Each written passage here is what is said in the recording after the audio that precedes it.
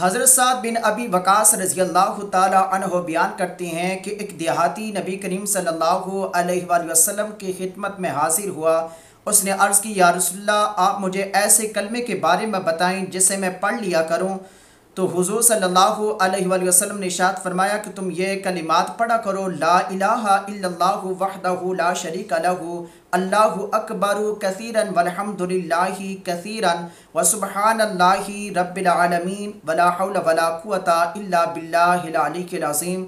तो उस देहाती ने अर्ज़ की, हुज़ूर, ये कलिमात तो मेरे परवरदिगार के लिए हुए, मेरे लिए किया दुआ है। तो हुज़ूर ने फरमाया कि तुम ये दुआ पढ़ा करो, अल्लाहुम्मा मग़फ़िरली वरहमनी वहदिनी वरज़ुक़नी, ए अल्लाह मेरी मग़फ़रत कर दे और मुझ पर रहम कर दे और मुझे हदायत नसीब कर और मुझे रिज़्क़ अता फ़रमा। वीडियो को ज़्यादा से ज़्यादा शेयर लाइक कीजिएगा। जज़ाक